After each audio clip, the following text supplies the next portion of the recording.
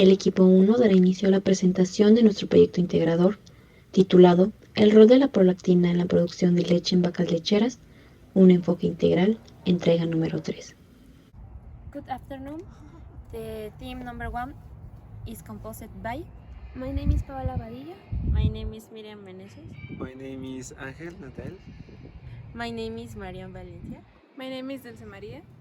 and Valeria Valencia. Antes de la conquista se pueden encontrar en la Cuenca de México animales como monos y zorros salvajes, gamos, liebres y conejos, puercos con el ombligo en el espinazo y hay otros muchos y diversos animales. La información sobre la actividad agrícola entre los mexicas no es abundante. Tal vez se pensaba que era una actividad que simplemente aprendían los hijos por imitación de lo que veían hacer a los padres. Transporte escénico de bovinos. Algunos de estos animales pudieron haberse embarcado en Sevilla, dado que desde el siglo XIV Castilla era un sitio de tradición ganadera a gran escala, o bien en Cádiz, el puerto de salida al Atlántico donde se estaba alistando la gran flota de Cristóbal Colón.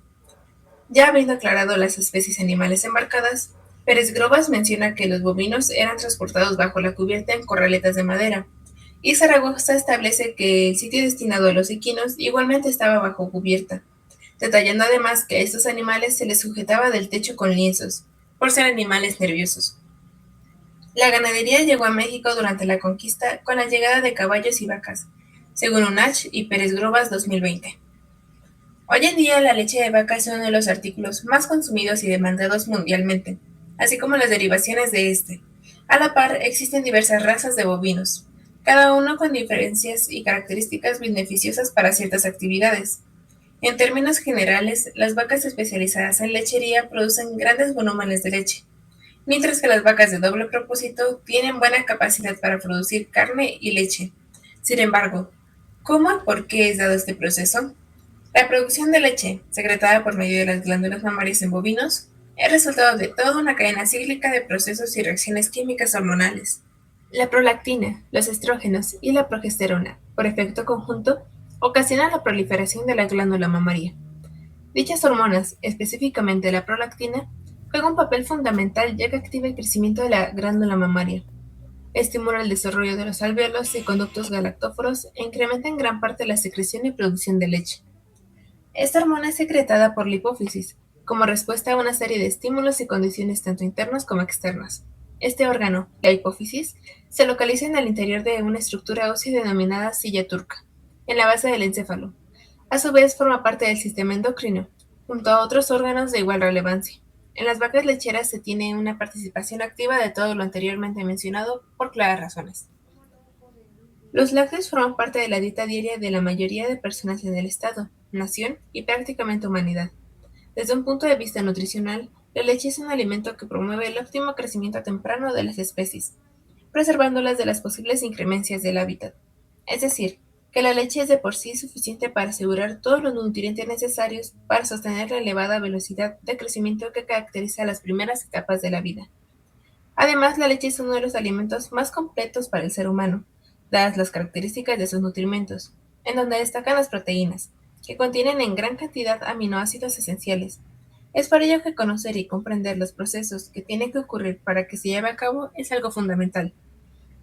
Por otro lado, también es una actividad económica de relevancia, y el médico veterinario zootecnista se involucra inclusive en esta rama, pues juega un rol importante al salvaguardar la sanidad de los productos tales como la leche.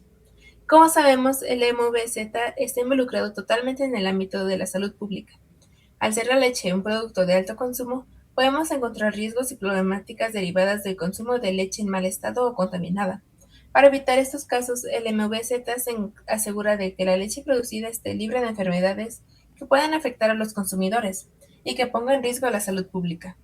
Recordemos que un gran porcentaje de enfermedades provienen o usan como vectores a los animales, por lo que es de suma importancia su interferencia en el control de la alimentación del ganado bovino, así como la limpieza y sanidad de los lugares donde vive, y procurar mantener sano el ganado con vacunas y control de peso. Cada punto será desglosado posteriormente. Todos los animales cuentan con una serie de sistemas y aparatos. Son estructuras llamadas glándulas endocrinas. Estas liberan sustancias en todo el cuerpo y son transportadas en la sangre. El sistema endocrino es la producción de unas moléculas denominadas hormonas. Estas moléculas se liberan al medio extracelular y llegan al torrente sanguíneo a través del cual se reparten por todo el organismo. Algunas hormonas, sin embargo, pueden actuar localmente. Las principales glándulas de este sistema son glándula pineal, también llamada epífisis, es una parte del epitálamo, situada en la línea medio del encéfalo. La hormona que se produce en la glándula pineal es la melatonina. Consta de un parénquima que consiste principalmente en cordones y racimos pinealocitos y astrocitos, de soporte como las glándulas neurogliales. Hipófisis. Es una glándula mixta formada por un lóbulo anterior, adenohipófisis, y otro posterior, neurohipófisis. El infundíbulo es un pedúnculo que conecta la hipófisis con el hipotálamo. Tiroides. Se localiza delante de la tráquea y está formada por dos lóbulos unidos a una zona medial. Produce las hormonas T3 y T4.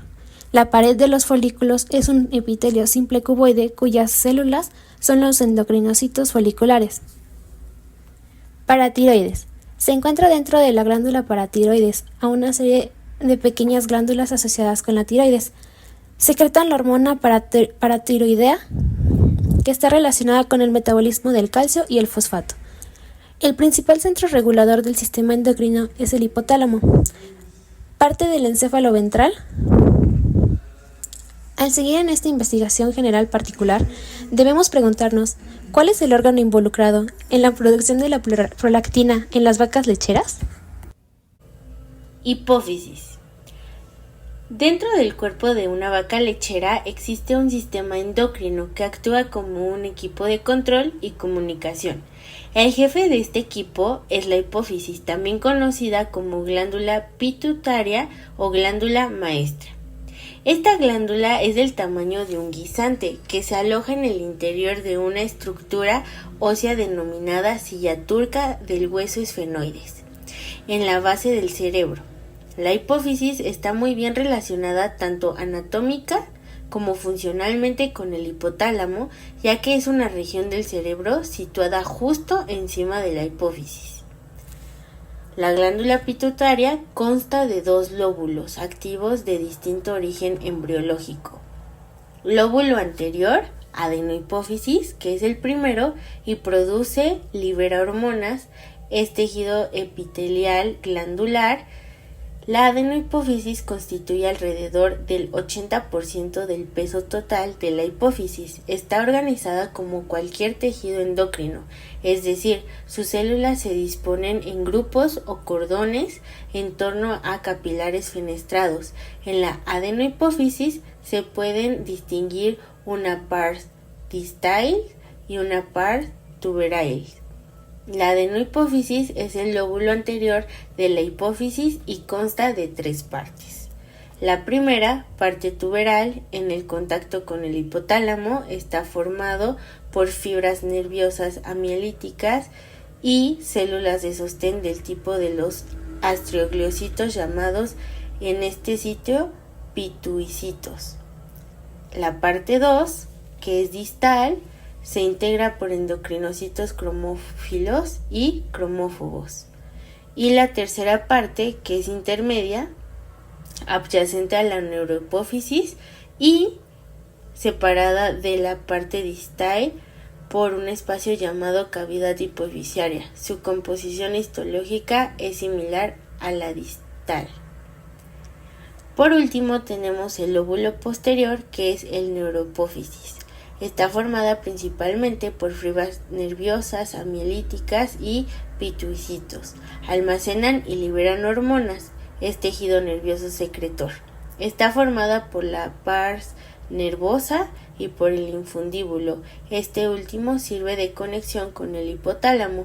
En la pars nervosa se encuentran prolongaciones celulares, fundamentalmente axones, de somas neuronales localizados en los núcleos hipotalámicos, supraóptico y parventricular.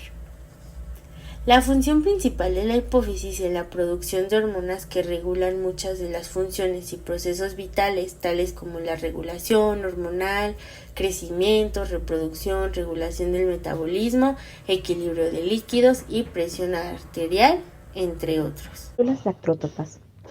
El lugar principal de la síntesis y secreción de la prolactina son las células lactótropas, también llamadas mamótropas, de la adenohipófisis, que presentan entre un 20 y 50% de las células de esta glándula. La morfología de estas células varía entre poliédrica y oval, estando distribuidas en la región lateroventral del lóbulo anterior, formando una banda adyacente al lóbulo intermedio de la hipófisis. Los receptores de la prolactina. El receptor de la prolactina es monotecario y por homologías estructurales pertenece a la familia de receptores de citocinas tipo 1, de la que también forma parte la hormona del crecimiento. Existen 3 isoformas mayoritarias del receptor de la prolactina, que contienen 3 regiones definidas: extracelular, transmembrana e intracelular. La región extracelular está compuesta por 210 aminoácidos y contiene 2 dominios de homología de receptores de citocinas de unos 100 aminoácidos cada uno, denominados de 1 aminoterminal y de 2 próximo a la membrana. Ambos contienen módulos de tipo fibronectrina tipo 2. El dominio de 1 contiene 2 puentes de bisulfuro en el extremo aminoácido terminal, formados por 4 residuos de cisteína. En el de 2 contiene péptidos, denominados motivo WS. La región transmembrana, como todos los receptores de citocinas, traspasa la membrana celular de una sola vez y contiene 24 aminoácidos. Además, el receptor de prolactina, al igual que el de otros miembros de la familia, contiene varios residuos de tirosina susceptibles a ser fosforilados, cruciales para la señalización intracelular.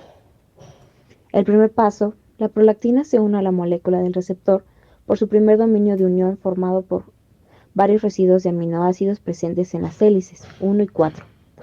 El complejo así formado todavía no es biológicamente activo. A continuación, la prolactina se une por un segundo dominio de la interacción, formando residuos aminoácidos presentes en las hélices 2 y 3, a otra molécula de receptor, formando un complejo de hormona receptor activo, como se indicaba anteriormente en los puentes de bisulfuro en el dominio de 1 y del dominio de 2 del receptor, son esenciales para definir su estructura terciaria, requerida por la unión eficaz de la hormona. El receptor funcional de la prolactina se encuentra en la membrana celular, aunque existe una gran porción de receptores en el aparato de Golgi. Después del óxido nítrico, activa la N-acetilglucosamina transferasa responsable de la glicosilación de la región extracelular del receptor, que como consecuencia se transporta a la membrana celular. Señalización. El receptor de la prolactina puede unirse y ser activado por al menos 3 tipos de hormonas: la prolactina, la lactógeno placentaria y, en primates, también la hormona de crecimiento. Los efectos producidos por estas hormonas en las células se deben a la dimerización y activación de su receptor. Como todos los de la familia de las citocinas tipo 1, el receptor de prolactina no tiene actividad enzimática. Sin embargo, su activación por la hormona provoca un aumento de la fosforilación de proteínas celulares, incluida la del propio receptor en residuos de tirosina. Esto se debe a que el receptor de la prolactina una en su región intracelular a 2 tipos de proteínas tirosina quinasas, miembro de la familia de Jacobs quinasas, y de las proteínas tirosinas quinasas de la familia de protoncogenes. La activación de estas enzimas desencadena una serie de señalizaciones celulares que, dependiendo del contexto celular y fisiológico, determinan procesos de proliferación, de supervivencia o diferenciación. Las fosfotirosinas y sus consecuencias aminoácidicas adyacentes son dominios de unión de proteínas con dominios SH2 presentes en las tirosinas quinasas de la familia de protoncogenes. Entre estas se encuentran los factores de transcripción de la familia de STAT. En particular, 4 de sus miembros están implicados en la señalización intracelular de la prolactina: STAT1, STAT3, STAT5A y STAT5B. Existe también una gran familia de proteínas con dominios SH2 que actúan como inhibidoras de las vías JAK-STAT, como CIS, SOX, JAK, SSI, etc. Estas inhiben la ruta JAK-STAT por asociación a las JAKs o por competición a las STAT por su unión al receptor. La activación de las tirosinas quinasas por prolactina parece ser también un elemento esencial de la señalización intracelular para la proliferación celular y la diferenciación funcional del epitelio mamario. Al igual que esto sucede en JAK2, la interacción de las quinasas aunque en algunos casos se ha detectado un incremento de la cantidad asociada a la estimulación hormonal. La hormona protagonista de la lactogénesis en vacas lecheras y de la que se trata este documento es la prolactina. Así que, ¿qué es? La prolactina es una hormona polipeptídica, por lo tanto de naturaleza proteica, producida principalmente en la región anterior de la hipófisis, por células especializadas llamadas lactropos. Sin embargo, recientemente se ha descubierto que puede ser sintetizada por numerosas células y tejidos aparte de la hipófisis, como por ejemplo, células de la dermis, endotelio, epitelio mamario, neuronas endometrio y próstata, denominándose prolactina extrapuriputaria. El paso inicial para la acción de la prolactina, al igual que otras hormonas, es la unión de receptores específicos de membrana. Estos receptores son codificados por el gen receptor de la prolactina, PRLR. Su principal función reconocida es la de estimular la producción de leche, es decir, la lactogénesis. Sin embargo, ha sido reportado que esta hormona posee muchas más funciones biológicas que solo de favorecer la producción láctea. Por ejemplo, entre dichas funciones de la prolactina en animales adultos son potenciación de los efectos de los andrógenos sobre glándulas reproductivas accesorias, introducción de receptores de LH en células de Leydig, y favorece la manutención del cuerpo lúteo durante la preñez, y también favorece la formación de líquido amniótico y su correcto balance electrolítico.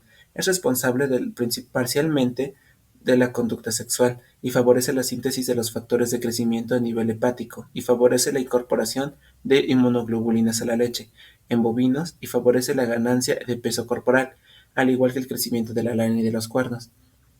En la actualidad se sabe que esta hormona es regulada tanto por efectos inhibitorios como estimulatorios, ejercidos por distintas hormonas y neurotransmisores.